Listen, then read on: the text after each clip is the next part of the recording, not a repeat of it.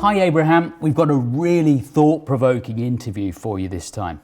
Right, okay. Who is it with, Robin? Well, it's with a very smart woman who had a successful career in finance, latterly as a financial advisor to high net worth individuals. She now works as an academic, author and campaigner on behalf of what she calls excluded customer groups. Her name is Dr. Ylva Baeckström and she's based at King's College London. So, what excluded customer groups in particular? Well, ethnic minorities for a start, but her main focus is on women who are less likely to invest, for example, or to seek financial advice than men. According to a government report, women's private pension pots are typically worth 35% less than those of their male colleagues by the time they reach 55. And would you believe it, 54% of black women, for example, don't have any retirement savings at all.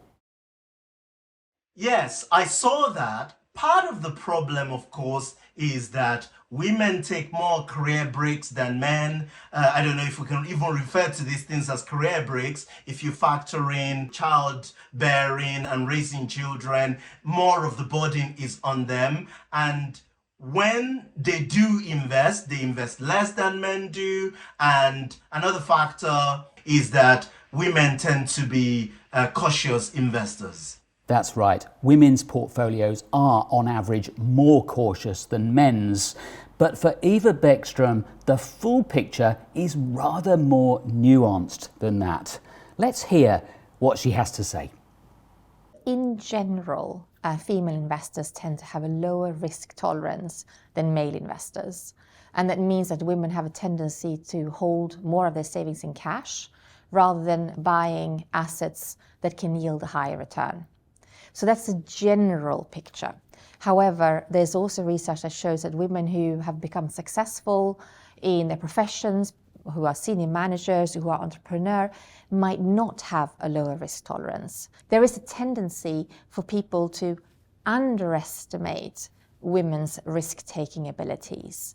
And actually, it's unlocking the higher risk tolerance that is good for female investors, or indeed women who don't invest at all.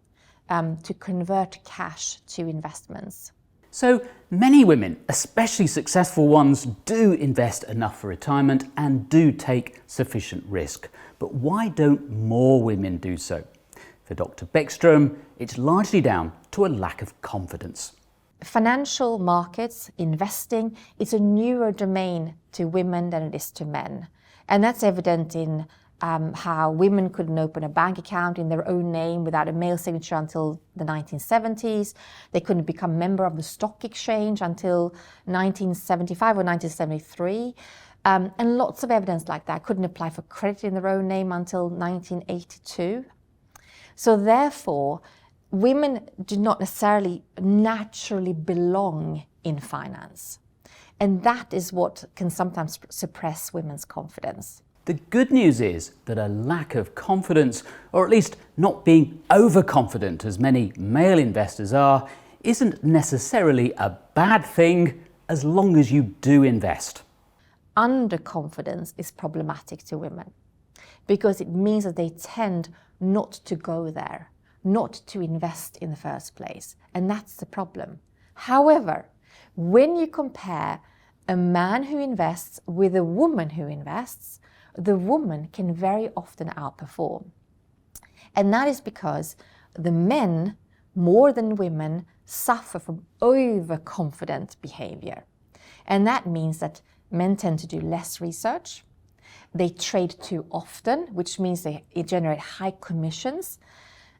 And they hold on to their losing stocks for longer than women tend to do. So they kind of have exaggerated behavioral bias in their investment decision-making process quite often. So overconfidence is a problem and lack of confidence is a problem. So we kind of need to work together to create the right level of confidence. Women who do lack confidence when it comes to investing often turn to a financial advisor, but thereby hangs another problem. That's because, according to the latest figures from the Financial Conduct Authority, only around 16% of advisors in the UK are women.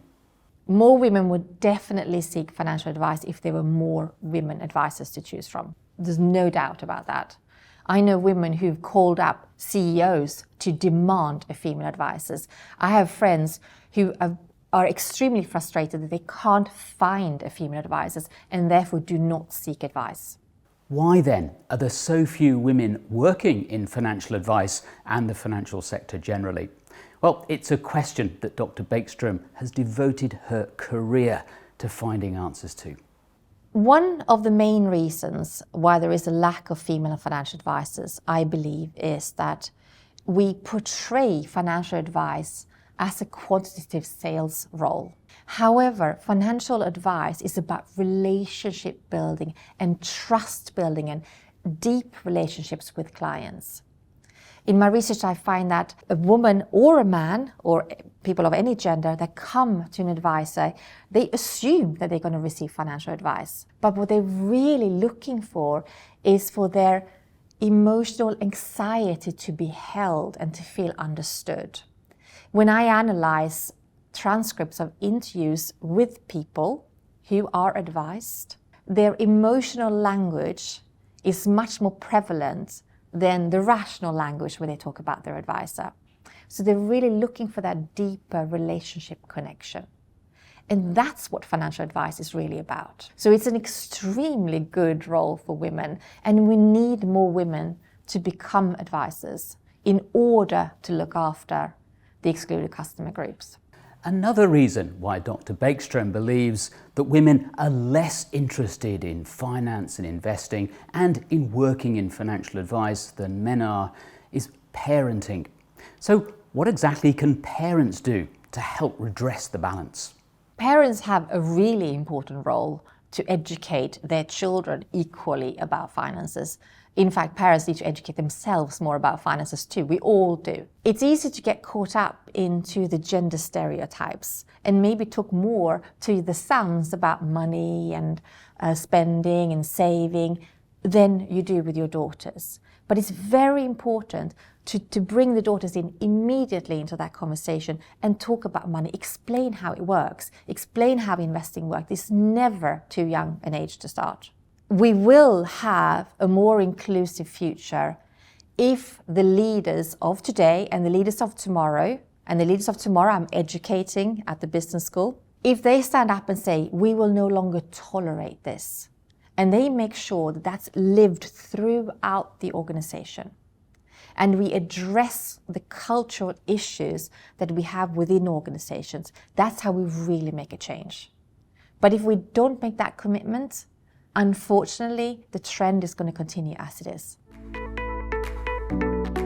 I see why you said the interview was thought-provoking, Robin. She clearly feels very passionate about making financial services more representative of the society as a whole. She certainly does, and I know you are as well, Abraham. What's your own view on why the financial sector and the financial advice profession in particular are so dominated by men? This is a really important subject, Robin. And one thing I hadn't realized until I listened to that interview with Dr. Baeckström is that there are all these historical issues that we forget. They're all too easy to forget today. So I didn't know, of course, for instance, that women couldn't open bank accounts in their own names until the 1970s, and they couldn't become member of the stock exchange, until 1973 or 1975. These are really important historical issues. Now, we can look at things today and just think that they've disappeared, but their impact is still very much with us. And that's why I think every leader in financial services, everyone in position of influence or authority should really listen and pay attention to what Dr. Baeckström is been talking about. Do you think the financial sector, and particularly the advice profession, are doing enough to diversify the workforce?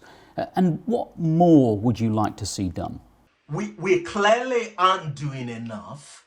And again, if you listen to what Dr. Baeckström was talking about, the language, for instance, the way that we portray the job of a financial advisor more as a product focused or sales job, when in actual fact it's about relationship things, all the things that women are naturally better at than men.